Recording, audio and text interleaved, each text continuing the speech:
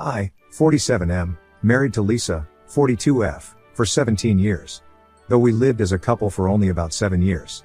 A decade back, I caught Lisa cheating on me and she confessed that she had fallen out of love and wanted an open marriage. We have 2 kids, the elder was a toddler and the younger was still an infant when this happened. It was devastating for me. She said back-to-back pregnancy took a toll on her physical and mental well-being, so she wants to freshen up. Unfortunately, her way of relaxing was to bring different dicks to bed. Divorce was complicated at that point with 2 little kids and my meager income. I decided to let her get fucked while I moved upstairs of our duplex house. We became co-parents of our child. It wasn't as hunky-dory as it sounds. We separated with a lot of bitterness and name-calling. Mostly it was for me. Because she cheated. But eventually, we got caught up in work and life, and I moved on and mellowed down. Few months back, I met Kathy, 35F, at work. She's my junior at work. We vibed instantly. Bonding with her was the most natural thing to happen to me off late. It was no romantic relationship at the start. We hit off as understanding coworkers. Happened to spend time beyond work. Still as friends. It was only last month when we made out and I felt something special about her.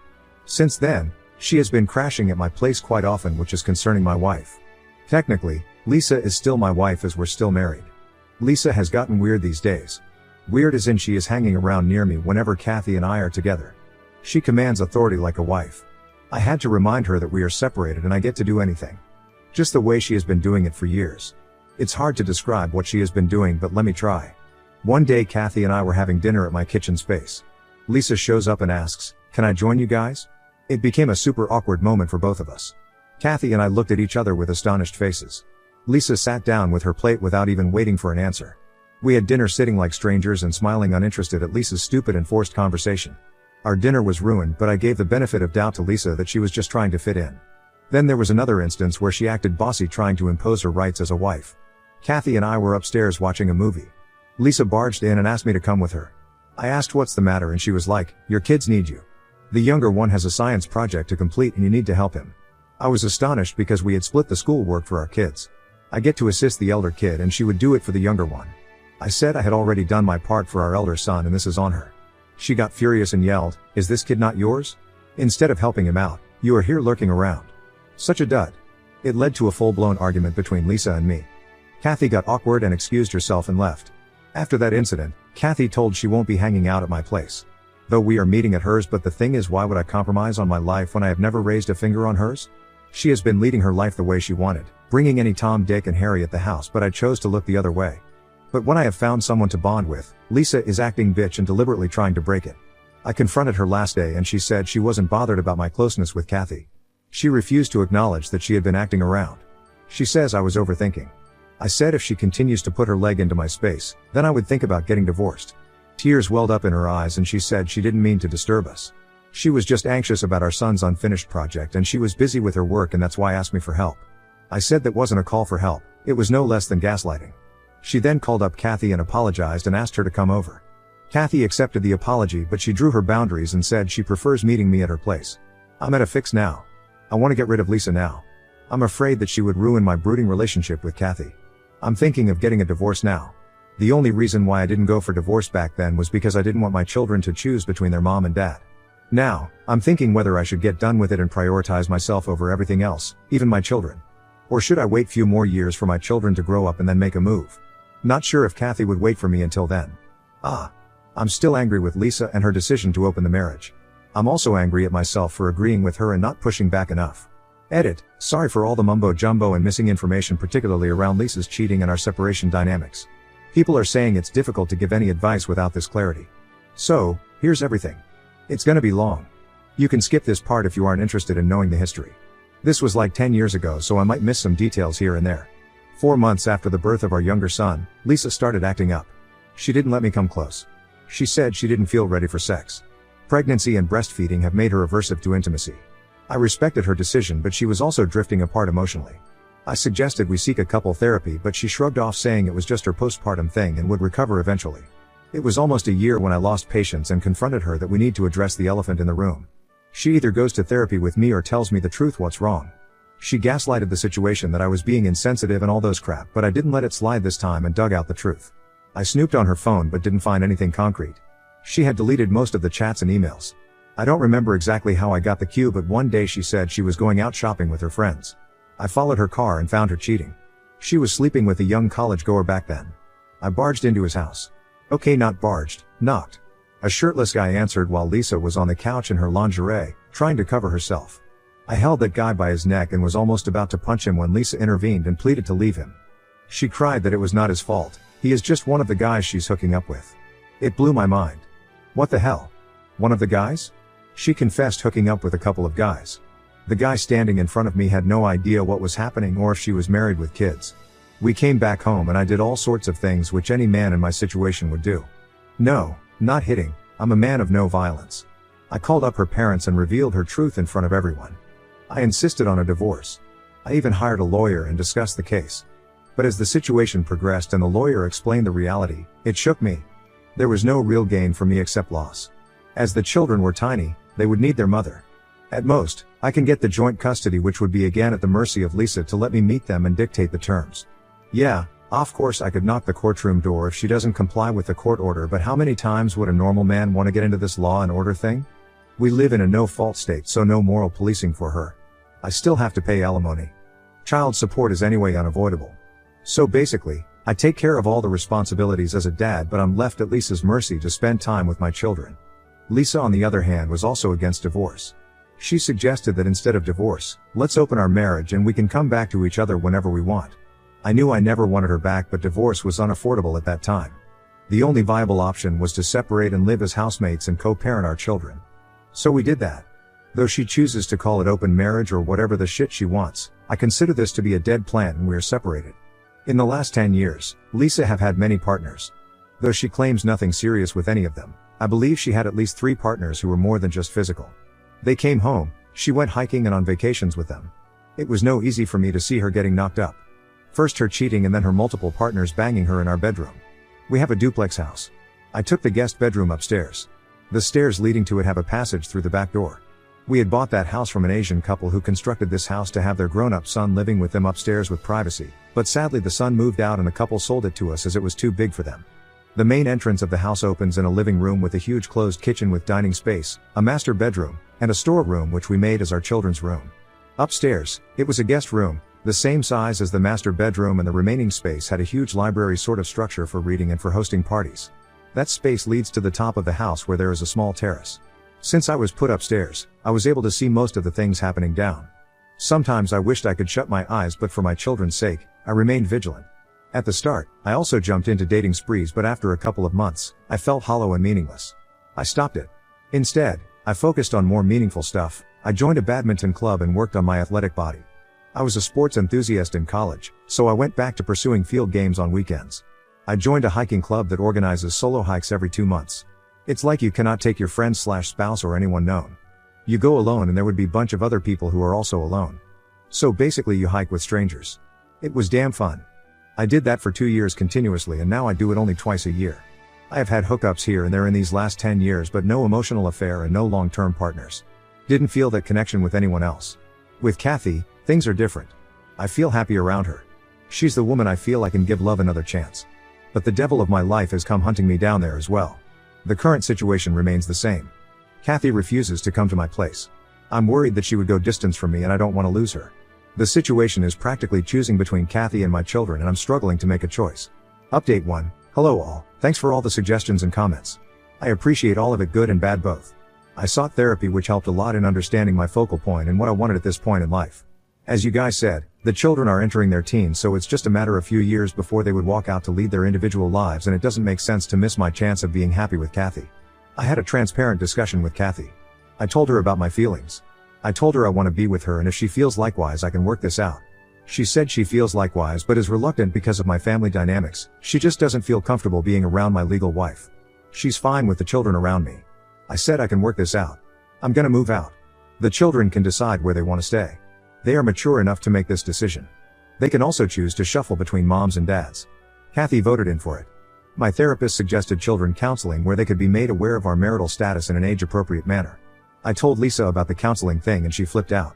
She said I was being selfish and nuts for dragging my children into this mess, that I'm messing up with their life by getting serious with Kathy, and I should prioritize my family over my own selfish desires.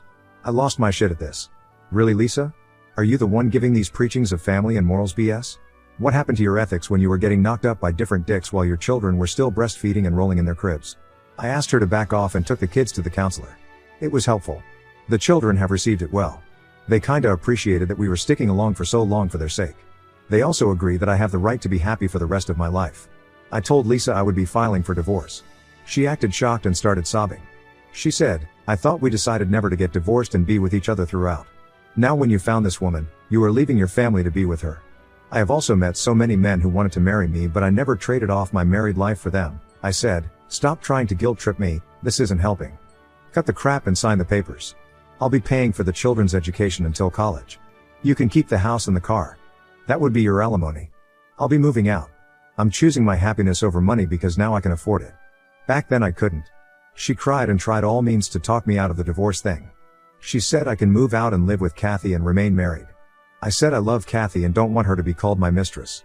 I know no one would name call her that way, but Lisa would. She can go any length to humiliate others. The papers should be in any day.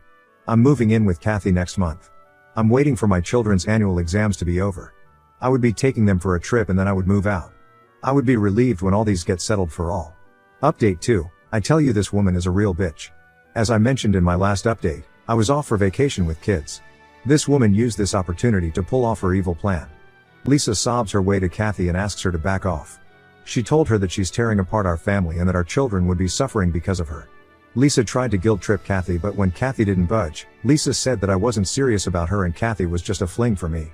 Lisa is a shrewd and cruel woman. She knows very well how to play her cards. She knew I was in a low network zone with kids, so Kathy wouldn't contact me. And she didn't.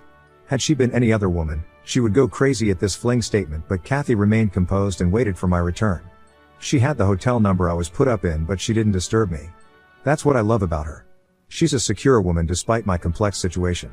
When I returned home and got to know about Lisa's malicious move, I stormed to her door and gave her the yellings of her life.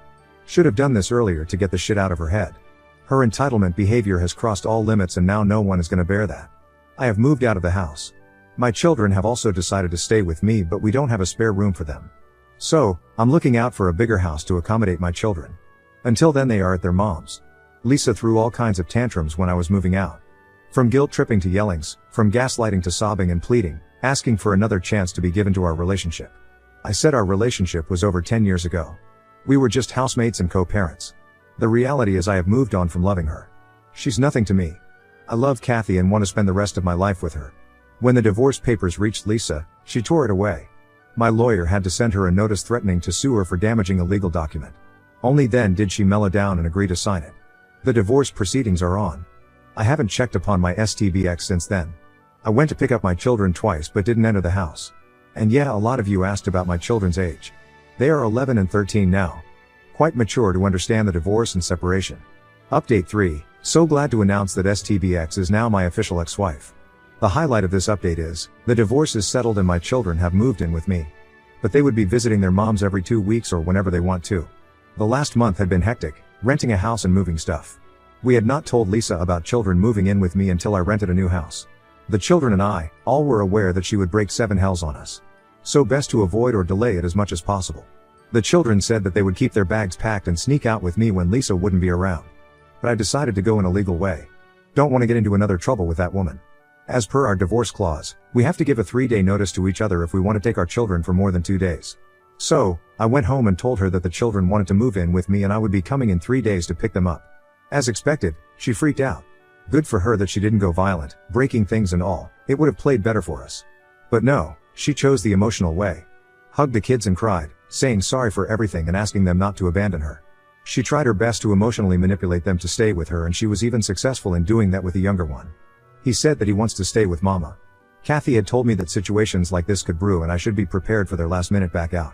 So, when he called, I said, "Cool, Dad loves you no matter what." But the elder son still stood solid to his decision to move out. I said, "Sure, I'll pick you up." I don't know what happened in between, but when I went to pick him up, both the boys were ready with their stuff. I hugged them both and shipped them away. I didn't ask them what happened there. It's already so traumatic for them. I don't want to scribble and torture them. Kathy and I are trying to make them comfortable at our house. We are involving them in setting up their room. Everything goes in there as per their taste. When the children were leaving the house, I was expecting Lisa to give her last try, but she had given up by then. She just sat there crying and sobbing. She hugged the boys tightly, told them how sorry she was about her behavior, and said she loves them and they were free to come back to Mama's whenever they wanted. She asked me if I had a minute for a coffee. Her ask sounded naive and genuine, so I obliged. Her tone was remorseful. She apologized, and this time it didn't sound fake. She said, "I was delusional all this while, thinking you would never leave me. When Kathy came into your life, I didn't consider her to be a threat. I thought her to be one of those flings that would fizzle out in a month. I guess I took you for granted because of the security you provided to me and the children despite everything I did to you. I didn't realize I was mean and narcissistic, and when I did, it's too late, I guess." I just smiled and suppressed my emotions from flowing out. I stood up to leave. She came forward to hug me. I hugged her back. That was our first hug in 10 years. I can't contemplate how I felt about it. Nor can I express how I feel now, after the last talk with her.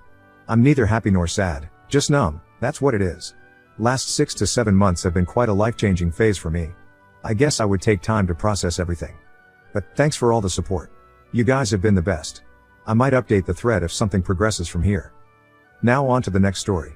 Story 2. Wife cheated on me with her own cousin, so I exposed their affair to the entire family and divorced her.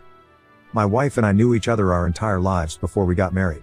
It was a really sweet story of childhood friends who fell in love young and got married. When we started dating, we were each other's first kiss. She was the only woman that I had ever been with, and I thought the same with her. We were neighbors growing up and we would often play together as children. I knew her family and she knew mine. Everybody would always joke with us about how they knew we would be together forever. After we both graduated college, we got married and we started planning our future. We ended up buying a house from my uncle in our hometown so we could be close to our families. After a couple of years, we decided to start building a family together. We have 2 children, twins, and our life was perfect. Out of the blue one evening while we were watching a TV show, my wife asked me if I regretted never being with another woman. I immediately told her that I didn't. I'll admit that there have been other women I've been attracted to.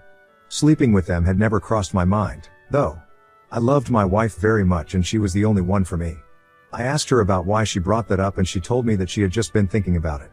She explained that she was worried that I would get bored with her. She brushed it off then and we continued watching our show.